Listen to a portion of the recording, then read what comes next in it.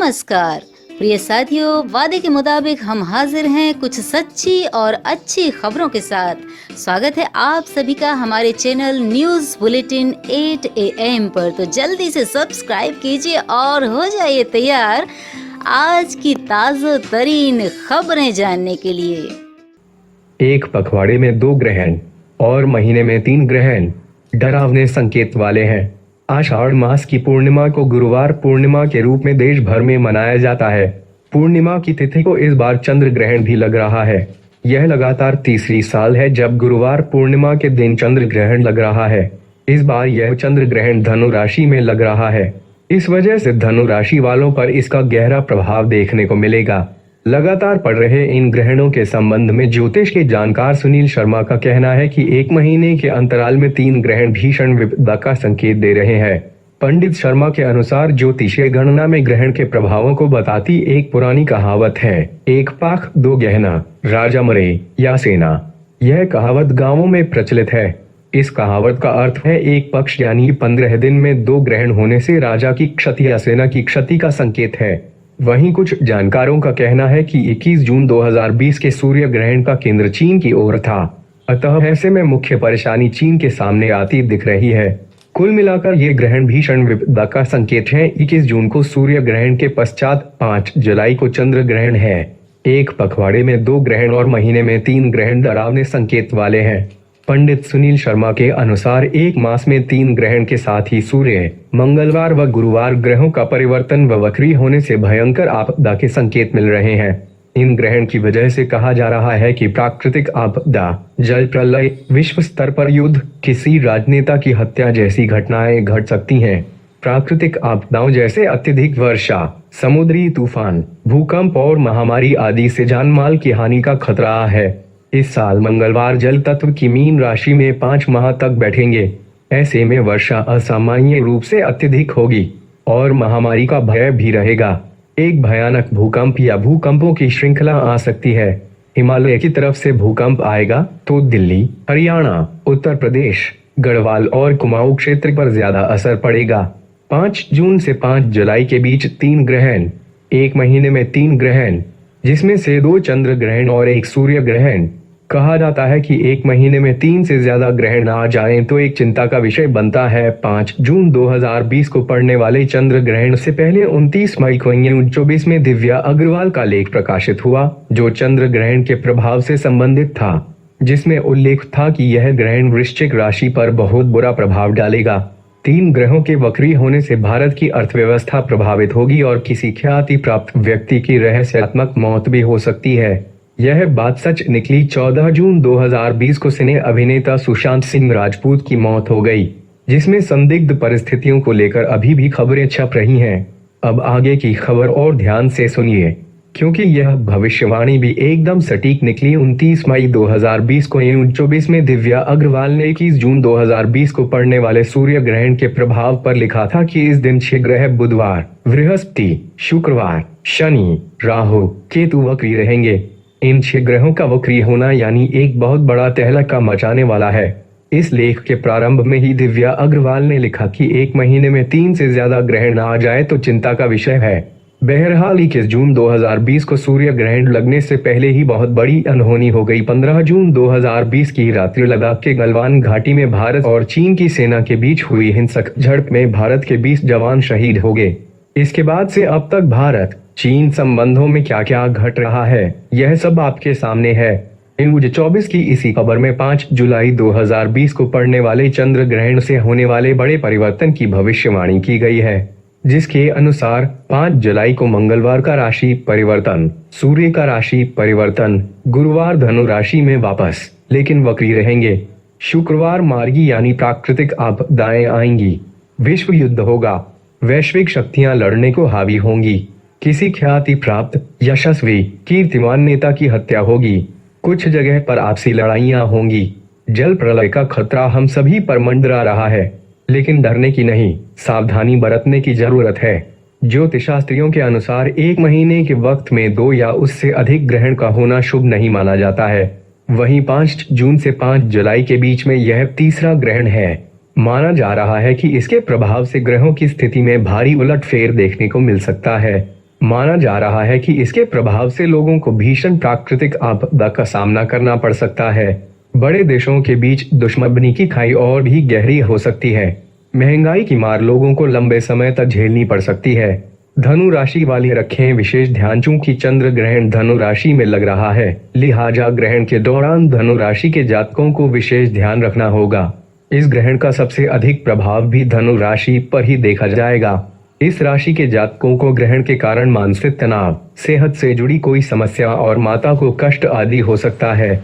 ग्रहण के अशुभ प्रभाव से बचने के लिए भगवान शिव की पूजा करें और सोमवार का व्रत रखें। खुर्रई विधानसभा क्षेत्र से विधायक भूपेंद्र सिंह को कैबिनेट मंत्री बनाए जाने पर विधानसभा क्षेत्र में भारी उत्साह दिखा। भाजपा कार्यकर्ता सुबह से ही टीवी और सोशल मीडिया की विभिन्न साइटों पर मंत्रिमंडल के विस्तार और शपथ ग्रहण की खबरों पर नजर लगाए हुए थे। जैसे ही खुरई विधायक भूपेंद्र सिंह टीवी स्क्रीन पर शपथ लेते हुए दिखे, भूपेंद्र भैया जिंदाबाद के नारे लगना शुरू हो गए।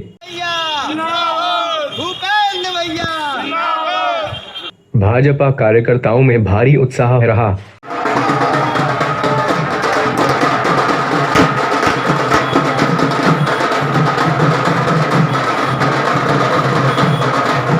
अपने चहेते विधायक द्वारा मंत्री पद की शपथ पूर्ण होते ही Malthone bus stand over bridge के पास पटाखे फूटने लगे।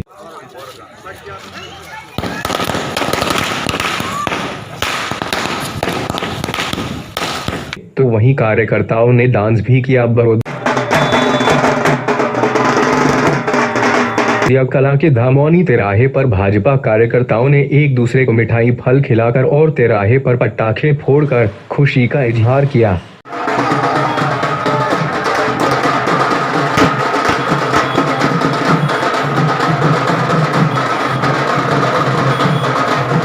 रजवांस में भी भाजपा कार्यकर्ताओं ने खुशी का जश्न गुलाल उड़ाकर मनाया। तो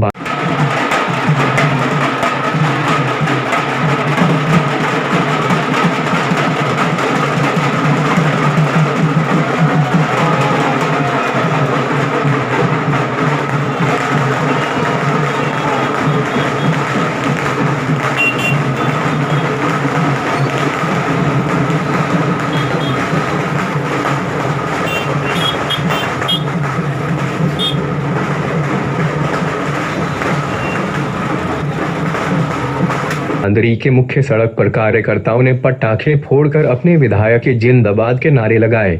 खुर्रई से सागर सैनिक प्रतिनिधि मुकेश कौशिक ने बताया कि खुर्रई विधायक भूपेंद्र सिंह ने 18 माह बाद फिर दूसरी बार कैबिनेट मंत्री की शपथ ली। क्षेत्र के भाजपा पदाधिकारियों और कार्यकर्ताओं ने खुशी में पटाखे दागे और जुलूस निकालकर जश्न मनाया।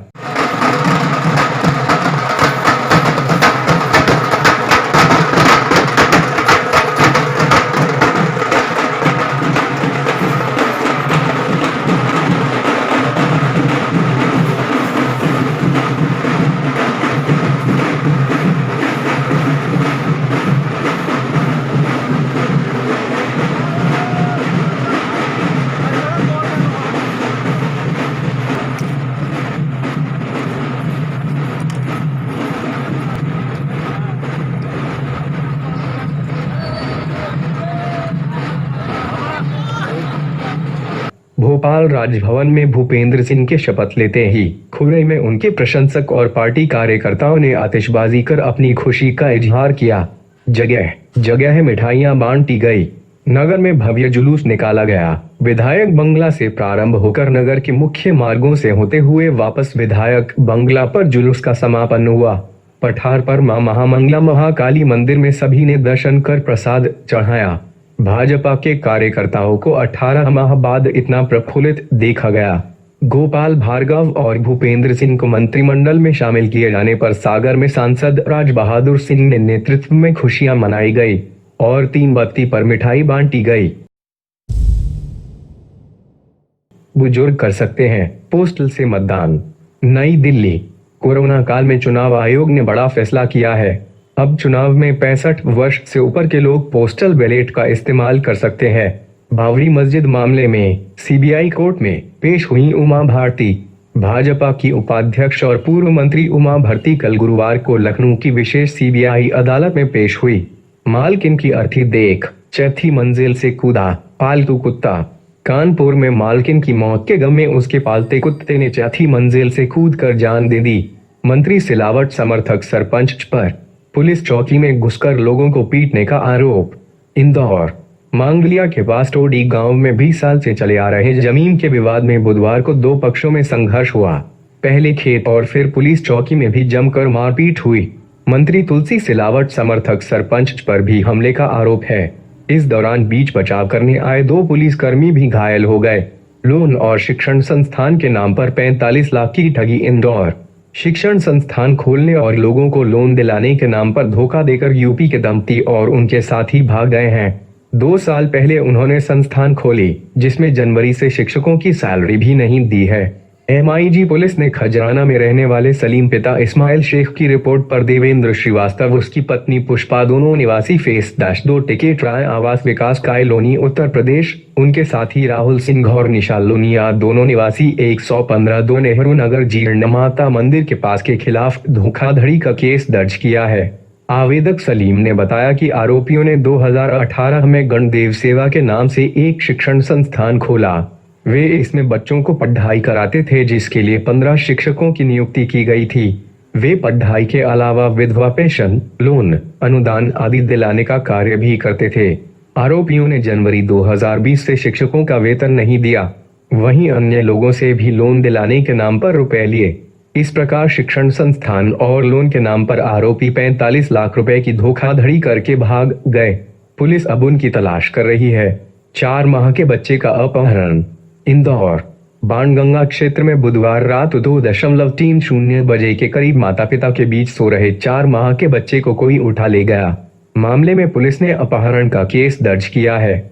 एएसपी शशिकांत कनकने ने बताया कि देर रात थाने की 4 टीमें उसकी तलाश में लगाई गईं, लेकिन कहीं पता नहीं चला।